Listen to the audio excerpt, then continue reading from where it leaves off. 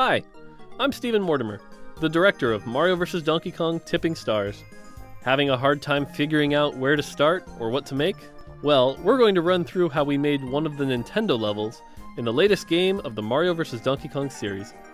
One of the best tips for getting started with making a level is to think about the size of the level you want to make. Whether a level is wide, tall, or even large can have a huge effect on what sorts of objects and puzzles you can fit in your level.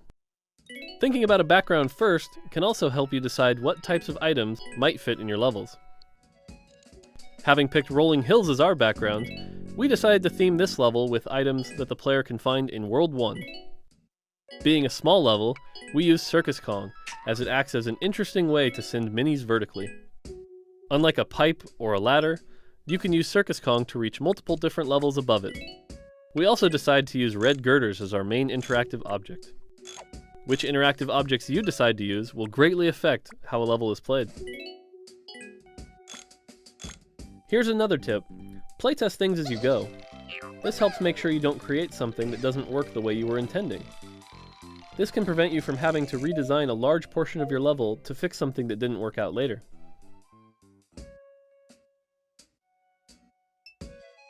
To create our puzzle, we add a platform that can only be reached by having the Mini Mario walk outside of the stage, and add some more girders to open up other paths for the minis. We also added a second Circus Kong to add a quick way for the minis on the bottom of the level to reach the Circus Kong in the middle of the level.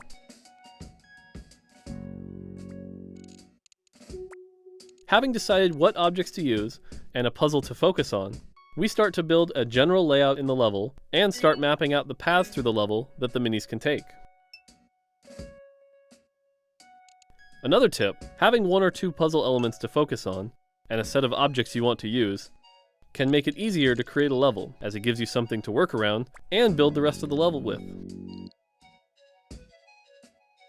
After some more edits, we still haven't really figured out how we're going to finish our level. Well, another benefit of Circus Kong is that it can act as an obstacle that you need to figure out how to get by. Since we already have a Circus Kong blocking the door in this level, trying to figure out a way to get by it seems like a great way to end it. A good tip to remember is that there are always multiple ways to achieve the same results. Experiment and try out different objects to see which one works the best in your level. To create our slope, we add some rivets that will allow us to slide into and knock out the Circus Kong at the end of the level. After a few more edits,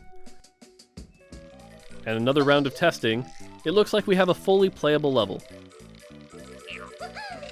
Well, not quite. We didn't add enough girders to be able to finish the level with our current design. Another good reason to remember to playtest things as you go.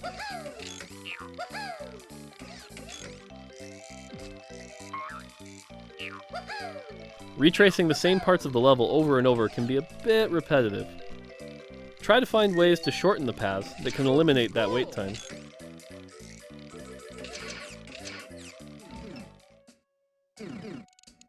To help shorten our path, we decided to add a split pipe to the level, which is a great way to transport the minis from one part of the level to another part quickly without taking up a lot of space.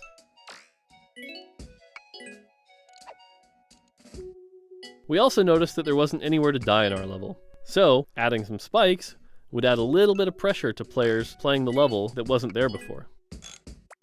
One more tip, adding or removing objects that a level starts with can be a great way of altering the difficulty. Don't be afraid to make your level just a little bit easier. At this point, the level is mostly complete. To finish it, we rearrange the coins a little and add some smaller coins to help guide the player where we want them to go.